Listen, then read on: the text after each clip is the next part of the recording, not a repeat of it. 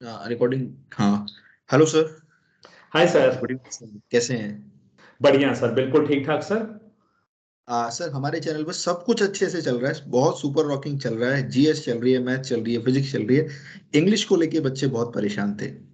और क्लासेस भी हमारी नहीं चल रही है। और अभी तो क्लासेस के बारे में हम बाद में बात करेंगे। अभी तो सर 21 डेज के अंदर एनडीए हमारा इंतजार कर रहा है और आज एडमिट कार्ड भी लॉन्च हो गए हैं। तो बच्चों के बहुत सारे सवालों के साथ हमने सोचा कि यार हम कैसे, किसके साथ हम इस चीज को शेयर करें। तो मैंने सोचा एक्सपर्ट्स आएंगे तो ही वो ज्यादा अच्छा बता पाएंगे। और आपसे अच्छा कौन ही बताएगा इस एनडीए के मामले में। तो अनीश सर, यार हमारे बच्चों की हेल्प करिए थोड़ा सा। बच्चे एनडीए के तैयार बैठे हैं, बस उनको एक स्ट्रेटेजी चाहिए 21 दिन के अंदर कैसे कैसे बच्चे इंग्लिश को क्लियर कर सकते हैं, या क्या क्या प्रॉब्लम उनको आ रही है वो कैसे इसको ओवरकम कर सकते हैं। और अभी जस्ट बोर्ड भी ओवर हो गए हैं सर। तो मैं कुछ क्वेश्चंस लेकर आया हूँ सर, आपका क्विज राउंड समझ लीजिए।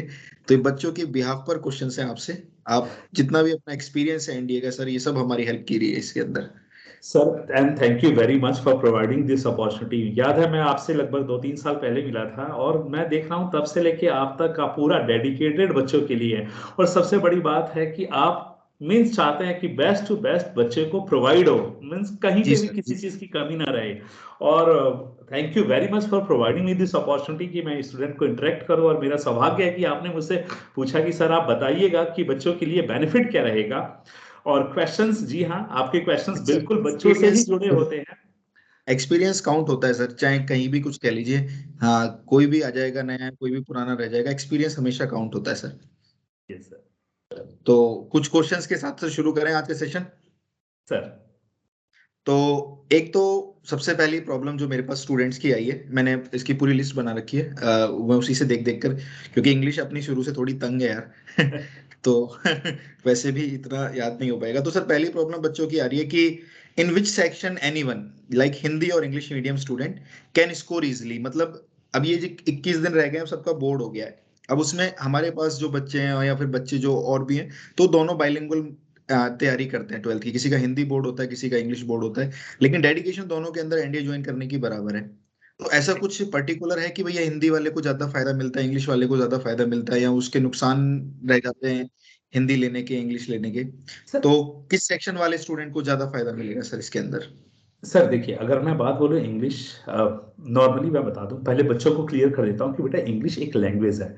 इसको सब्जेक्ट की तरह हम नहीं कर सकते कि हाँ इसका ये जो है ये आपका आई मीन सिलेबस है और इसको कर लीजिएगा। सिलेबस वाइज जाओगे तो थोड़ा सा फंसोगे। अब बारी आती है कि जैसे जैसे पेपर पास आता है वैसे हिंदी मीडियम वाला जो बच्चा है वो बहुत परेशान हो जाता है। बहुत बार तो क्वेश्चन पूछने लगता है कि सर हिंदी का पेपर बाइलिंगुअल आएगा क्या। मीन्स वो इतना घबरा जाता है कि मुझे लगता है कि यार इसका क्या करें। तो इसके लिए मैं उसके लिए बता देता हूं सर। देखिए, हिंदी वाला बच्चा, मैं मानता हूं इंग्लिश जो है उसकी वीक होगी, लेकिन लॉजिक उसका स्ट्रांग होता है। अभी देखिएगा सर कि हिंदी वाला जो बच्चा है, अगर हिंदी मीडियम का है, उसकी इंग्लिश वीक है ना, तो अपना पूरा जो गुस्सा, जो अटेंशन है वो मैथ्स पे निकालता है और मैथ्स में बहुत आगे निकलता है वो। बहुत तो आगे उसकी चले जाता है। लॉजिक बहुत। सर जैसे मैं अभी जैसे ऑनलाइन वाले बच्चों से तो इतना इंटरेक्ट नहीं हो पाते हम लोग। ऑफलाइन में कुछ बच्चे जैसे यूपी साइड्स के आए हैं हमारे, आगरा मथुरा साइड से। तो सर वो हिंदी मीडियम के थे। और जब वो आए, वो ऑलरेडी पता नहीं कहीं से कोचिंग कर कर आए थे। और अब मैंने जाना इतना कैलिबर है उनके अंदर सर। मतलब वो बहुत आगे निकल चुके हैं इंग्लिश मीडियम से।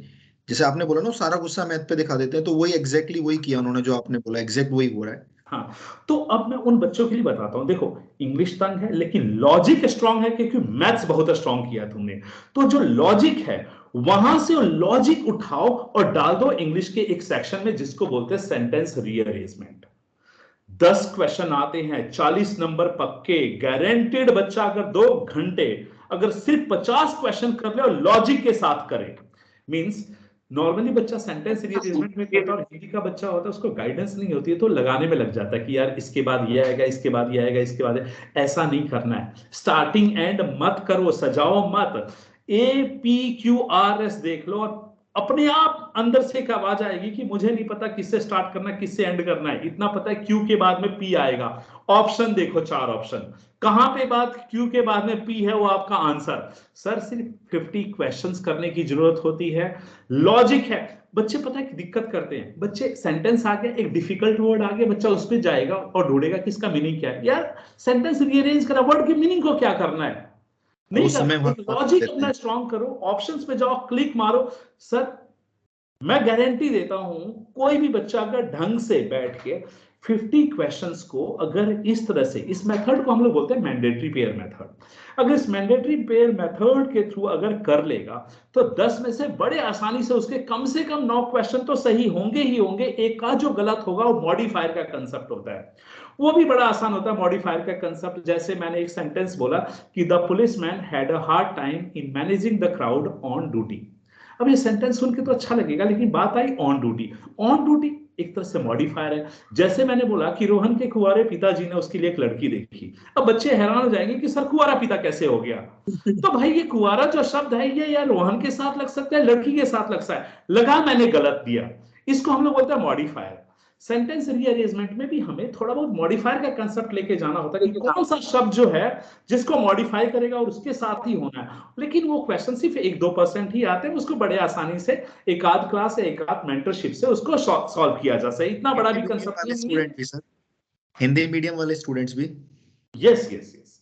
तो इसमें मैं गारंटी देता हूं सर कि अगर बच्चा थोड़ी सी गाइडेंस के साथ अगर सिर्फ 50 क्वेश्चंस कर लेगा, उसके 40 नंबर पक्के। अब इस 40 नंबर में क्यों बोल रहा हूं सर, अगर गेट में बच्चा अगर बायोलॉजी पढ़ने के लिए बैठता है, बायोलॉजी में भी लगभग 40 नंबर ही आते हैं, लेकिन उसके लिए बच्चा पूरा एक वीक डिवोट करता है और यहाँ पे मात्र 2 घंटे में वो नंबर आ गए, तो कहीं ना कहीं एक मोटिवेशन फैक्टर आता है। और बच्चों को मैं एक और समझाना चाहता हूं, हिंदी मीडियम वाले बच्चों को, एनडीए बहुत आसान है, मुश्किल नहीं है, बस आपने बना रखा है मुश्किल। सर आप देखिएगा, जब जेई दिया या आपने जब कॉम्पिटिटिव एग्जामिनेशन दिया तो वो परसेंटाइल होता था, पूरे जी बच्चों में आपको एक टॉप ब्रैकेट में जाके आप अगर वहां पे मिट करो तब जाके सिलेक्ट होता था। यहाँ पे 900 में से बच्चा अभी भी 360 ला रहा है तो रिटर्न क्लियर कर रहा है सर, मतलब यही अभी भी यही वो मैं क्लास में बोल 35% में कर, ही खेल रहा है वो। यानी कि स्ट्रेटेजी भी चाहिए पेपर को क्लियर करने के लिए। समझ एग्जैक्टली गए। exactly. तो जी वो जी। प्लानिंग अगर लेके चलेगा ना, बच्चा क्या करता है सर, 20 क्वेश्चन गलत हो रहे हैं इंग्लिश, 20 क्वेश्चन सही हो रहे हैं, 50 क्वेश्चन, बच्चा और डिफरेंस लेके चलता है कि यार मेरे तो 30 क्वेश्चन गलत हो रहे हैं। नहीं 30 नहीं यार, तू ये देख कि तुझे बस 15 क्वेश्चन और एक्स्ट्रा करने हैं, कौन सा टॉपिक पकड़ेगा कि 15 क्वेश्चन हो जाएगा। मेरे ख्याल से सेंटेंस रीअरेंजमेंट में तो एक ऐसा टॉपिक है जिससे 10 क्वेश्चन आसानी से हो सकते हैं। हिंदी मीडियम बच्चा हो, इंग्लिश मीडियम हो, कोई भी बहुत आसानी से उसको कर सकता है सर। तो ये सबसे पहला है सेंटेंस रीअरेंजमेंट, जहां पे बच्चे को फोकस करना है, क्योंकि जल्दी से वो मार्क्स उसमें गेन करना स्टार्ट कर देगा सर। और सर सेंटेंस रीअरेंजमेंट ये मतलब टेक्निकल उसको मैथ जैसा ही कनेक्शन फील कराएगा, जैसे आपने बोला वो ही कंसेप्ट लेके उतर जाओ इधर। बिल्कुल बिल्कुल लॉजिक यार, इसके बाद ये आना लॉजिक। है और कुछ नहीं। सेंटेंस में नहीं पता किससे शुरू होगा, पता है क्या क्या होता है, बच्चा ग्रामर का कंसेप्ट मारने लगता है। सब्जेक्ट है, सब्जेक्टिव वर्ब आएगा, प्रेपोजिशन से सेंटेंस स्टार्ट नहीं होगा, अरे भाई वो जाने ही नहीं, वो करेगा पागल हो जाएगा।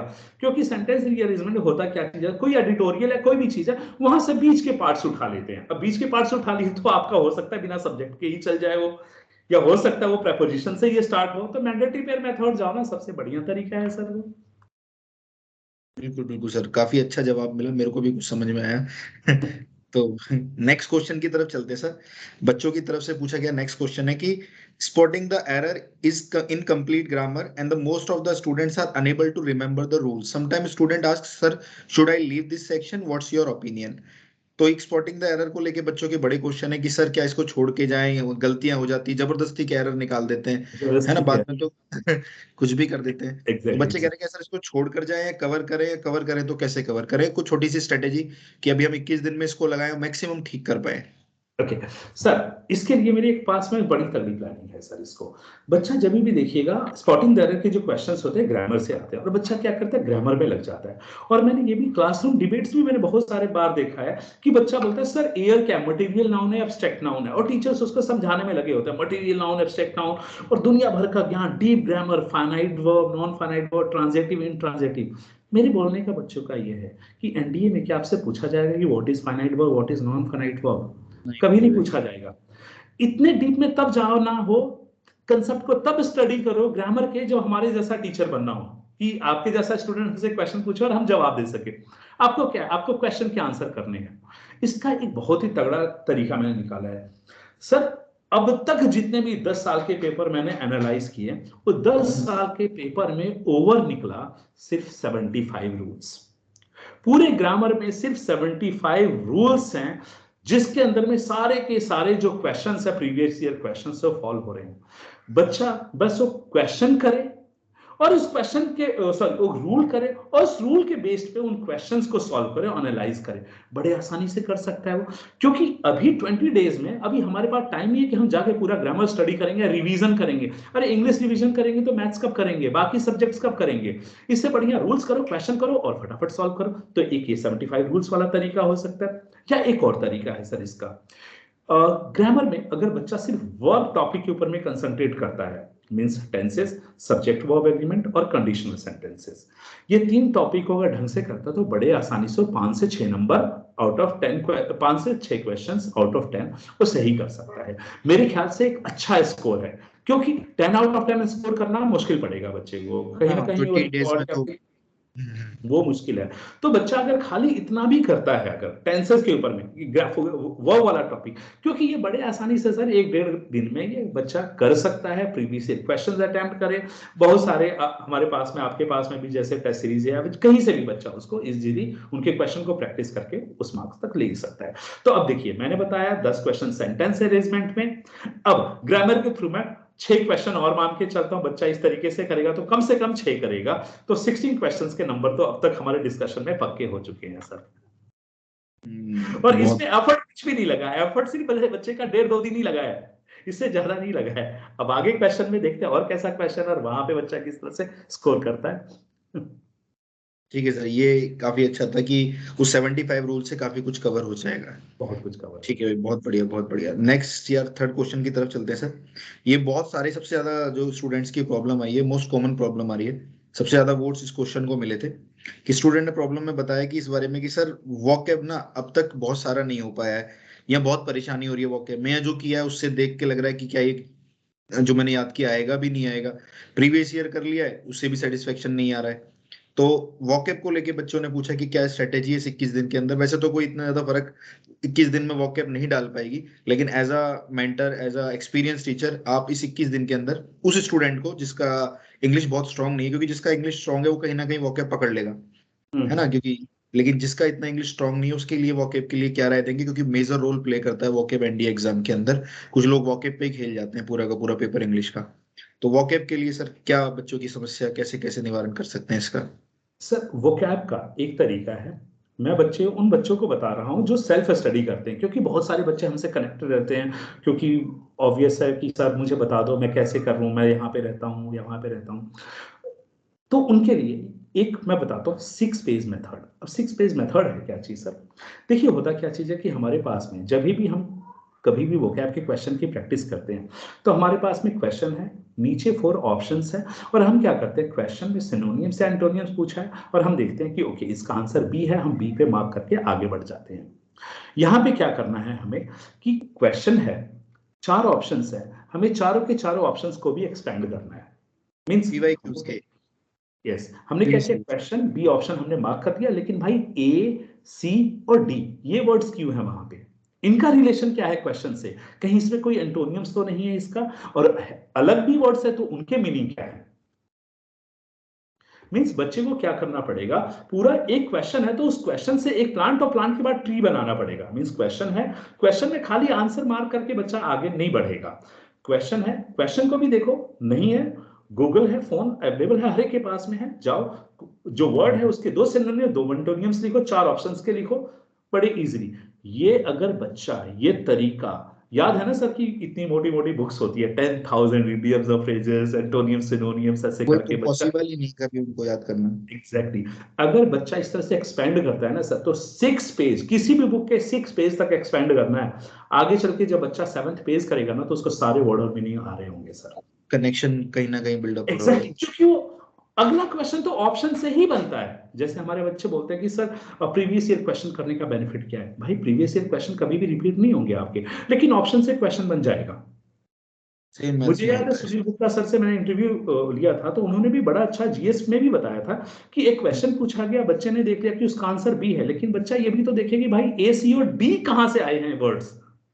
अगर ये बच्चा कौन उसको कौन सी एक्सपेंड डेट्स हैं? करता है तो बड़े आसानी से उन सब्जेक्ट्स में आ सकता है। तो एक ये मेथड है। दूसरा एक और चीज है सर, वो मैंने अपने स्टूडेंट्स के लिए किया था, अगर आप चाहो, आपकी अनुमति हो तो मैं बता दूं अगर उनके लिए। जी सर, बिल्कुल। तो उसमें क्या है कि सर मैंने 162 वर्ड्स बनाए, एक 162 वर्ड्स बनाए, एक वर्ड के 4 एंटोनिम 4 सिनोनिम्स, लेकिन जो एंटोनिम सिनोनिम्स हो आगे के किसी वर्ड से में एग्जिस्ट नहीं करते, मीन्स टोटली डिफरेंट है। अगर बच्चा उसको भी कर लेता तो बड़े आसानी से 10 एंटोनिम 10 सिनोनिम्स के क्वेश्चन आते हैं, तो भी वो 15-16 क्वेश्चन कर सकता है सर। तो ये एक तरीका है, इफेक्टिव तरीका है, थोड़ा मेहनत लगेगा, लेकिन अब यही है भाई, 20 दिन है तो हमें तो अपनी नींद भी बेचनी पड़ेगी, क्योंकि जो रोड टू खड़क वासला है भाई, वहां पे तो चलना ही चलना है हमें। नहीं सर, और अब नहीं तो कब नहीं, अभी नहीं अब तो नहीं कभी तो नहीं। कब नहीं, एग्जैक्टली यही चीज है सर। तो मतलब ये जो सर आप वर्ड्स जो आपने बनाए थे 162 हो गए, और इसकी 5 से मल्टीप्लाई कर दिया, 810 शब्द हो गए। 5 काउंट हो जाएगा ना, 4 ऑप्शन और एक वो हो गए। तो एग्जैक्टली हाँ, बहुत। ये काफी हेल्पफुल रहेंगे। और वो यस 75 रूल्स आपके बड़े हेल्पफुल रहेंगे। यस, मैंने बच्चे को बहुत देखा है सर कि बच्चा पता है क्या करता, पीडीएफ कहीं से मिल गया 2000 वो क्या वर्ड्स, 3000 वो क्या वर्ड्स, और बच्चा उसी में लगा होता है, भाई आज मैं 500 से तो साढ़े यूट्यूब पीडीएफ्स ने भी बहुत डिस्टर्ब कर दिया बच्चे को। और इतना डिस्टर्ब। ज्यादा समय खराब कर रहा है वो अपना यूट्यूब पर, मतलब अभी हाल फिलहाल में ये 1.5 साल के अंदर ज्यादा बच्चों का निकल कर रहा है, क्योंकि सीटें उतनी है, सिलेक्शन उतने ही हो रहे हैं, सब कुछ उतना ही है जितना पहले हुआ करता था। लेकिन बच्चे की जो एंगेजिंग आवर्स हैं वो गलत जगह बहुत ज्यादा चले गए। गलत जगह बहुत ज्यादा चली गई है, मैं इसलिए देखता हूँ मैं सर। तो मैं बड़ा यूट्यूब को कहीं ना कहीं इस बारे में इंफॉर्मेशन मिल भी रही है तो मिसगाइड भी कर रही है कहीं ना कहीं उसको। और सर अब बच्चा थोड़ा सा और भी अलग चल रहा है सर, इस टाइम पे मैं बच्चों को भी एक चीज अवेयर कराऊंगा। देखिए, अगर मुझे कोई बीमारी है, अगर मैं एक डॉक्टर से इलाज करूंगा कराऊंगा तो वो बीमारी ठीक होगी, अगर उसी बीमारी के लिए 2-3 डॉक्टर के पास जाऊंगा ना, तो बीमारी नहीं, वो तो महामारी बीमारी कुछ और बनेगी। नया रूप ले लेगी।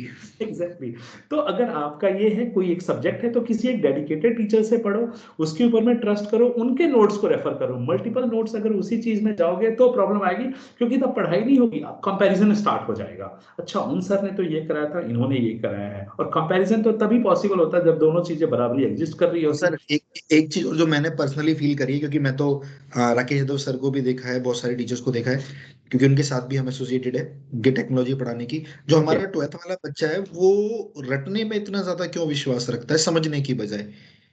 जबकि जब वो बच्चा बड़ा हो जाएगा ग्रेजुएशन के बाद, तब उसको पता लग जाएगा कि कोई शॉर्टकट नहीं है लाइफ में रटने रटाने का।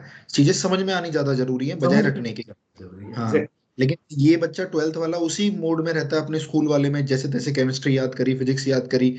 क्योंकि कई चीजें वो लोग रिदम बना के याद करते हैं, थ्योरम्स कर रहे हैं तो बीच में अगर 2 स्टेप भूल जाएंगे उनको आगे का सारा गायब हो जाएगा, क्योंकि रटा हुआ है दिमाग में, स्टेप्स रटा क्लियर हुआ, नहीं है।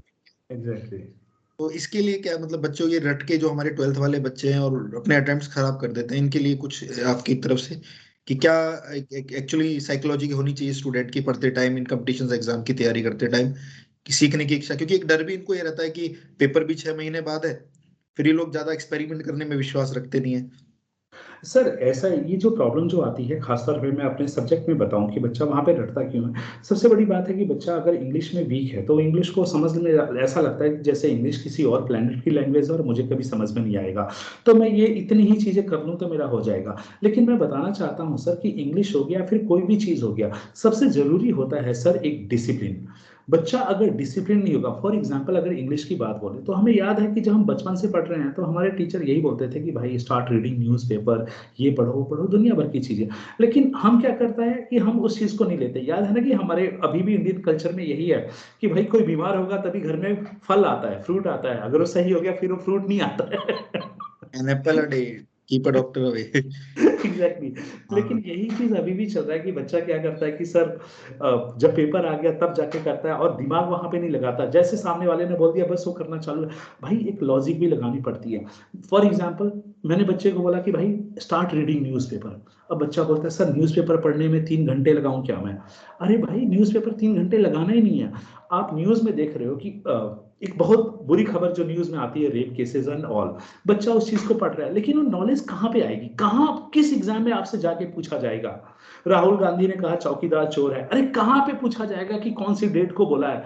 आप पर्सनल ओपिनियन ये सारी चीजें क्यों जाते हो। आसान तरीका, न्यूज़पेपर आया, कोई भी करंट अफेयर से रिलेटेड न्यूज है, उस न्यूज को पढ़ो, उस सेक्शन को कट करो, एक कॉपी लो इस तरह से, लेफ्ट साइड में आप उसके क्वेश्चन, उस कटिंग को लगाओ, राइट साइड में उसके अंडरलाइन वर्ड्स जो हैं उसके वर्ड को लिखो, उसके मीनिंग को लिखो। अब इससे बेनिफिट क्या हुआ? एक तो आपका करंट अफेयर्स भी स्ट्रांग हो गया, साथ में आपके कॉम्पिटेटिव वोकैब्स भी बन गए, और वो वोकैब बने जो अभी करंटली ट्रेंड में है।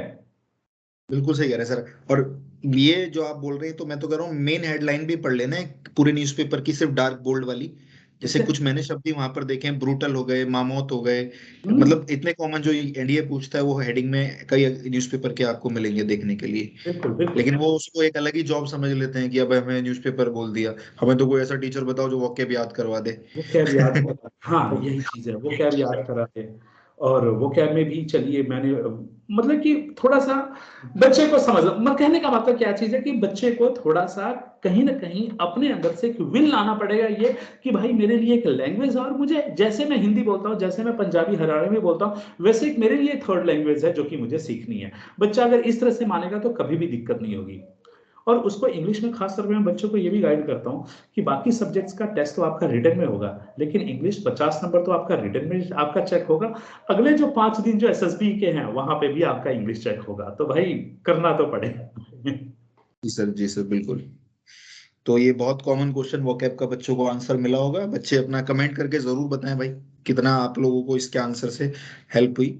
सर नेक्स्ट क्वेश्चन की तरफ चलते हैं। नेक्स्ट क्वेश्चन रिगार्डिंग है कि ईडियम एंड फ्रेजेस होते हैं जो, उसके लिए बेस्ट स्ट्रेटेजी क्या ठीक रहेगी? क्योंकि कई लोगों को जल्दी याद हो जाते हैं, कई लोग पढ़ते कुछ और है उसको, और टिक कोई एबीसीडी में से कुछ और ही कर देते हैं। तो हाँ, हाँ, इसमें यस। बड़ी अब दिक्कतें आती हैं बच्चों को। हाँ इसका जवाब सर आपने ही दे दिया। बच्चे पढ़ते कुछ और हैं, एबीसीडी में कुछ और कर देते हैं।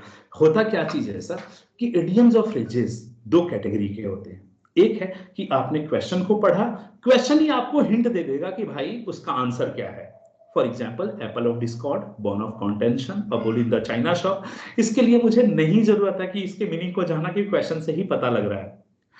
कुछ इडियम्स और फ्रेजेस ऐसे होते हैं जो कि लिखा कुछ और है, रिलेट करेंगे मतलब हमारे दिमाग में कुछ और बनेगा, जबकि आंसर कुछ और है। फॉर एग्जाम्पल, जैसे वर्ड है किक द बकेट। अब किक द बकेट का मतलब होता है टू डाई। अब किक द बकेट का अगर ऑप्शन में लिख दिया जाए to spoil an specious item, तो बच्चा ये, क्योंकि मोह है कि पानी की समझ तरफ गया, में, मेरे पानी को भी अमूल्य ऐसे होता लगा है, था बच्चा जैसे। जाके उसको टिक मारेगा। ये नहीं देखेगा कि इसका मतलब टू डाई है। तो ऐसे इडियम्स है जिनके मीनिंग को हम डायरेक्टली हम गेस नहीं कर सकते। अगर बच्चा इन इडियम्स को अगर सेग्रीगेट करे, सर बड़े मुश्किल 80 इडियम्स है, इससे ऊपर नहीं जाएगा कभी भी। क्योंकि जो इडियम्स है, Apple of discord, bone of contention, ये तो पढ़ के ही पता लग रहा है। इसको बच्चे को इसको रटने की जरूरत नहीं है। ये जो 80 इडियम्स है जहां पे बच्चा पढ़ कुछ हो रहा है, मीनिंग कुछ हो रहा है, इन इडियम्स की अगर बच्चा लिस्ट बना के अगर तैयारी करता है तो उसको इडियम्स और फ्रेजेस में भी कोई दिक्कत नहीं होगी। बड़े आसानी से सर वो 10 में से कम 6-7 क्वेश्चन कर लेगा। तो मैंने सेंटेंस रीअरेंजमेंट में 10 क्वेश्चन बताए, स्पॉटिंग द एरर में मैंने 6 क्वेश्चन बताए, 6 क्वेश्चन में इसमें भी बता रहा हूं, तो भाई टोटल 22 क्वेश्चन हो चुके हैं। अब जो मेथड मैंने बताया तो ये 20 क्वेश्चंस मैं उसका मान के चलता हूं, एंटोनियम सिनोनिम्स का। इस तरीके से जाएगा तो 20 में से बड़े आराम से 15 और 16 बच्चा कर लेगा। तो 22 प्लस मैं 15 भी मानता हूं तो 37 क्वेश्चन। इसमें से भी अगर 20-30% प्लस माइनस भी मान के चलो तो 30% बच्चा स्कोर कर रहा है। 30% is the safe score in English. तो ये तरीका है पढ़ने का। अगर बच्चा इस तरह से सेग्रीगेट करता है अपनी चीजों को तो बड़े आसानी से कर तो सकता है। अभी थोड़ा कितने घंटे दे सर दिन को, इंग्लिश को कितने घंटे दे अभी वो अपने? मान लीजिए, मुझे लगता है लास्ट में 12-13 घंटे 10 सब लड़के पढ़ रहे होंगे, या 10 तो पढ़ ही रहे होंगे। तो अगर हम परसेंटेज में बात कर लें कि वो बच्चा 10 घंटे पढ़ रहा है या 12 पढ़ रहा है, उसका 100% है, इंग्लिश को कितना घंटे दे वो भी? क्योंकि कई बच्चे इसमें कंफ्यूज हैं बहुत। सर, अभी तो मैं बच्चों को बोलता ना चाहूंगा सर कि अगर बच्चा 10 घंटे पढ़ रहा है तो उस 10 घंटे में से कम बच्चे को 3-4 घंटे अभी और ऐड करना चाहिए। क्योंकि अगर बच्चा 10 घंटे पढ़ रहा है, इसका मतलब चैप्टर ही पढ़ रहा है या रिवाइज ही कर रहा है। एक टर्म है जो कि मॉक टेस्ट का, बच्चा फिर उसको मिस कर रहा है। और मॉक टेस्ट जो है वो बच्चे का एक तरह से एग्जामिनेशन प्रेशर बिल्ड करेगा कि किस तरह से एग्जामिनेशन हॉल में, तो थोड़ा सा वो बढ़ाना चाहिए। लेकिन 10 घंटे में अगर रही बात इंग्लिश की, तो इंग्लिश को कम से कम बच्चे को 2-2.5 घंटे तो देना पड़ेगा सर। इस तरीके से 2-2.5 घंटे अगर वो देता है तो ठीक है, कोई प्रॉब्लम नहीं आएगा। 21 डेज तो 2.5 घंटे। एग्जैक्टली क्योंकि मॉक टेस्ट से भी वो गेन होगा, क्योंकि जब वो मॉक टेस्ट देगा तो वहां पे भी कम से कम उसके आधे घंटे, 1 घंटे, 1.5 घंटे लगेगा सर उसको पूरा एनालाइज करने में, तो कहीं ना कहीं वो बढ़ेगा। लेकिन 10 आवर्स में उसको कम से कम 2.5 घंटे तो करना पड़ेगा सर। और सर लास्ट में क्वेश्चन है कुछ, ये वो बच्चे हैं जो बेचारे पेपर से पहले एकदम होपलेस हो जाते हैं, पेपर से पहले एकदम खूब खतरनाक तैयारी होती है, लेकिन पेपर आते आते धीरे धीरे बैंड बजना शुरू हो जाता है। तो ये बोल रहे हैं कि क्या सर अब मॉक देने में फायदा है, या डिमोटिवेट हो जाएंगे मॉक से, या मॉक देने का सही तरीका क्या है? तो आपके अकॉर्डिंग, जैसे मैं भी अभी मैथ की स्ट्रेटेजी शेयर करूंगा, तो ये काफी कॉमन क्वेश्चन है। तो आपके अकॉर्डिंग क्या सर, ये अभी तो 21 दिन है, लास्ट तो नहीं कहेंगे, लेकिन हाँ कह लीजिए कि 3 वीक की कहानी बची है अब, 7 या 21। तो अब मॉक के लिए बच्चों की क्या स्ट्रेटेजी होनी चाहिए इस समय, चाहे सर जिसने पहले दे रखे नहीं दे रखे, या जो भी जो स्कूल के बाद आए हैं, क्योंकि बहुत सारे बच्चे तो स्कूल के बाद वाले इस वीडियो को देखेंगे, क्योंकि उनको कुछ भी नहीं पता कि एनडी एकदम सर के ऊपर खड़ा हुआ है। तो इंग्लिश के मॉक को लेकर क्या लगना चाहिए आपको, कि बच्चे को देना चाहिए नहीं देना चाहिए? सर मॉक टेस्ट जो है वो बच्चे के लिए, मतलब मैं क्या बोलूं कि एक ऐसा चीज है जो कि उसको ओवर मोटिवेट भी कर सकता है और एडिशनल डीमोटिवेट भी कर सकता है। ओवर मोटिवेट कैसा होता है, देखिए सर, अभी जैसे ये टाइम आया है, अभी हर एक चैनल्स पे हर जगह खाली मॉक टेस्ट ही मॉक टेस्ट जा रहे होंगे, लेकिन बच्चे को ये देखना पड़ेगा कि जो मॉक टेस्ट दे रहा है, मान लीजिए क्लास में गया बच्चा XYZ या फिर किसी भी क्लास में गया और वहां पे मॉक टेस्ट दे रहा और पता चला कि भाई आउट ऑफ 50 बच्चा 45 क्वेश्चंस कर पा रहा है, और बच्चे को लगा यार अचानक कि मॉक टेस्ट में मेरा क्या हो गया, मैं तो बहुत अच्छा स्कोर कर रहा हूं। भाई वो लेवल ऑफ मॉक टेस्ट तुम्हारे लायक नहीं है, वो एयरफोर्स XY ग्रुप का उठा के उसको इंग्लिश का डाल दिया है। समझ गया समझ गया।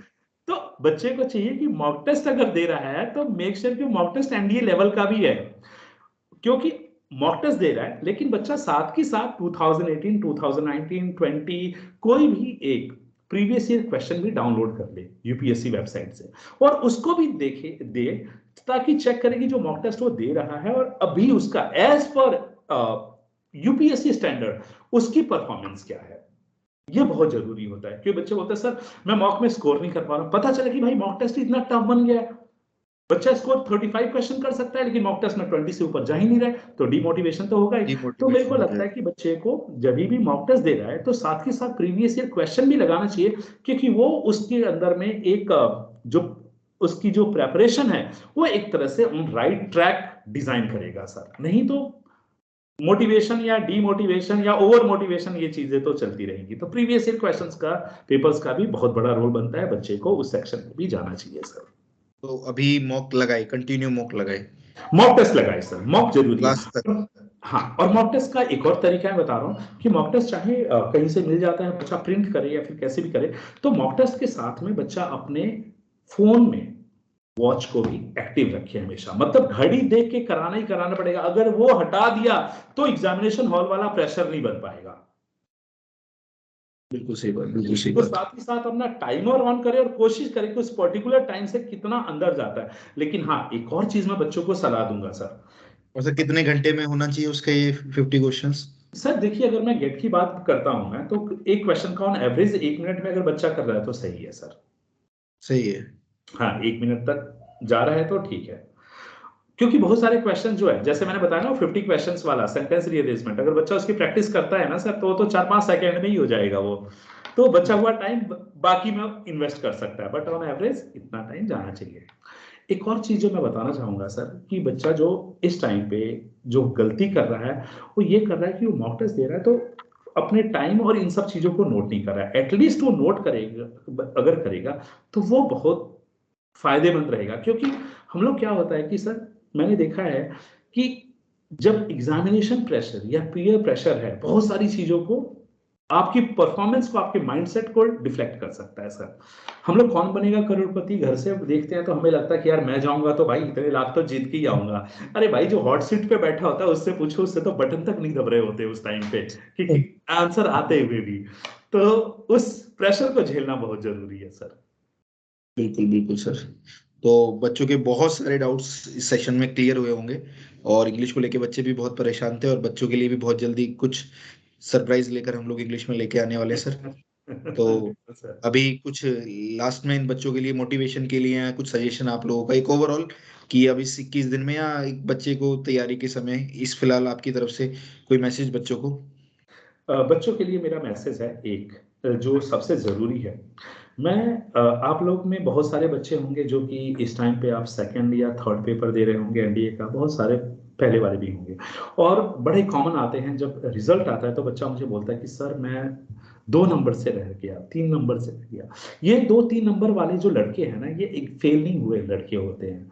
ये बच्चे वो होते हैं जो किसी सब्जेक्ट को लेकर बड़ा सिंपैथिक हो जाते हैं, बहुत अटैच फील करते हैं। उनको लगता है कि यार इंग्लिश मैंने अनिल सर से पढ़ा है ना, तो मैं 40 क्वेश्चन करके ही आऊंगा, और पेपर में 30 क्वेश्चन करता है और बच्चा लगता है कि यार 10 क्वेश्चन तो मैंने कसम खा रखी थी और उसको अटेम्प्ट, तो नेगेटिव मार्किंग है, उससे बचना है बच्चे को, क्योंकि कहीं ना कहीं जो 1-2 नंबर जो कमी रह गई कट ऑफ में, वो नेगेटिव मार्किंग ही है और कुछ भी नहीं है। तो कोशिश करे बच्चा कि आंसर किसी क्वेश्चन का दे रहा है तो श्योर रहे उस चीज को लेके, वरना नेगेटिव मार्किंग है वो दिक्कत कर देगी।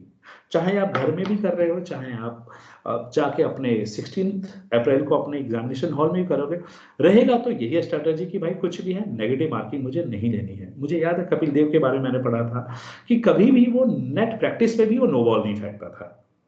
तो यही हमें बच्चे को भी मानना पड़ेगा कि चाहे आप मॉक टेस्ट खुद भी दे रहे हो, आपको कभी नेगेटिव मार्किंग में नहीं जाना है, वरना पूरा किया कराया खत्म हो जाएगा, सब कुछ खत्म हो जाएगा। कई बच्चे होते हैं ऐसे कि मॉक में बड़ा अच्छा स्कोर हो रहा है और ब्लंडर कर जाते हैं पेपर के अंदर एकदम। ब्लंडर कर जाते हैं। और हमारे बच्चों के साथ में एक और दिक्कत है सर कि और जो हमारे एग्जामिनेशन पैटर्न है, बच्चा रिटर्न भी क्लियर करता है, उसके बाद एसएसबी में जाता है, कहीं भी कमी रह गई तो फिर से उसको शुरुआत 0 से करनी पड़ती है। तो इसलिए कभी अपने आप को ऐसा मौका मत दो, क्योंकि बहुत दुख लगता है। एक लड़की मेरी स्टूडेंट है, उससे मेरी बात हुई, बहुत ब्रिलियंट परफॉर्म कर रही थी मेरे क्लासेस में, टेस्ट में, हर एक चीज में, और मैं देखा कि इस बार वो दोबारा अप्लाई कर रही है। मैंने बोला कि बेटा उस टाइम पे दिक्कत क्या आई थी? बोला कि सर उस टाइम पे मैं क्वेश्चन पेपर देख के इतनी एक्साइटेड हो गई कि एंटोनियम्स के क्वेश्चन को मैंने सिनोनियम्स पढ़ के ओएमआर भर दिया। हो जाता है मैथ्स में भी कईयों के साथ हो जाता है। सर उसने तो एक्स ही पूछा था ना, फिर आगे जाके पता लगता है कि साइन स्क्वायर एक्स पूछा था। हाँ सर, वो तो रेडियस ही पूछ रहा था ना, वो तो डायमीटर पूछा था। तो बहुत मैंने बोला भी, मैं भी बच्चों से बोलता हूँ कि जब तुम पेपर दे के लौट रहे होंगे ना, जब वो रोड क्रॉस कर रहे होंगे, जिस स्कूल या जिस कॉलेज में आपका सेंटर गया है, बहुत लंबा चौड़ा रोड होगा, और आपका जब उस रोड को क्रॉस कर रहे होगे खुद से बात करते हुए, तब आप पता कर चुके होंगे कि कितना गलत करके आए हो आप अंदर, किस चीज का क्या हो चुका है। क्योंकि तब आपका एकदम मेंटल पीस मिल चुका होता है, उस समय तो पैनिक हो रखा होता है बच्चा। और जो चीज सॉल्व भी नहीं हो रही होगी ना, वो बाहर आके याद भी आ जाएगी तुमको कि भाई यार वो तो ऐसे करना था, इसको ऐसे करना था, उसका डेरिवेटिव कर सकते थे। तो मैं बोलता हूँ बच्चों से। मैंने एक बार सर अपने बच्चों का टेस्ट लिया, और मैंने लिया सेंटेंस पूरा लिख दिया, और मैंने लिया विच वर्ड इज नॉट, सब नॉट में था, the synonyms of this word. और बच्चा जब क्वेश्चन किया तो सारे सिनोनियम्स पे टिक मार दिया, क्योंकि सिनोनियम्स बोर्ड पे लिखा हुआ था, उसको ये नहीं पता कि सिनोनियम्स पहले नॉट भी लिखा हुआ है। सेम ऐसे क्वेश्चन सर इसमें भी आते हैं, मैथ्स में भी। Out of the following which statements are not correct, वो पहली ही लगती है कि साइन थीटा लाइज बिटवीन -1 से 1 टिक। इसका सर मेरे साथ में एक्सपीरियंस हो चुका है। जब मैंने बहुत पहले मैंने जब अपना करियर स्टार्ट किया था एक कॉर्पोरेट से, तो एक मेरे पास में मेल आई, और उसमें लिखा कि मेरे नाम पे मेल थी और अर्जेंट लिखा हुआ था सब्जेक्ट में, और लिखा था I request Anish Pathak not to process this case. मैं एक्साइटमेंट, मैंने नॉट वर्ड नहीं पढ़ा और उठा तो लपेट दिया उसको, आगे वहां से एस्केलेशन की भाई ये क्या चीज है। तो क्वेश्चन तो भाई हमें ध्यान से पढ़ना पड़ेगा और नेगेटिव मार्किंग से दूर रहनी पड़ेगी, ये जरूरी हाँ, तो आपके बाद ही फिर मेल वाले आजकल लिखते हैं do not reply against this mail. पहले लिखते थे सब डू नॉट रिप्लाई। पहले ही देते हैं सर। चलिए सर, बड़ा अच्छा लगा आपसे बात करके, एक बहुत पॉजिटिव सेशन, और बच्चों को भी बहुत हेल्प मिली होगी। और इस प्यार मोहब्बत से हमने जो आधा घंटा बिताया साथ में, बच्चों को काफी कुछ इससे आउटपुट निकल कर आएगा, और जो टाइम सिचुएशन में वो थे इंग्लिश को लेकर या किसी और सब्जेक्ट को लेकर, काफी कुछ निवारण होगा उनका इस चीज से। थैंक और you thank you very so much much. Sir अपना समय देने के लिए। और धन्यवाद सर, बहुत जल्दी कुछ बच्चों को नई सरप्राइजेस के साथ जल्दी मिलेंगे। ठीक है, थैंक यू। और हमारे बच्चों की हेल्प करते रहना, और हम चाहते हैं इन्हें हमेशा बेस्ट मिले, और हमेशा हम बेस्ट के लिए बेस्ट लेकर आए करेंगे। ठीक सर, ओके सर। जय हिंद सर। जय हिंद सर।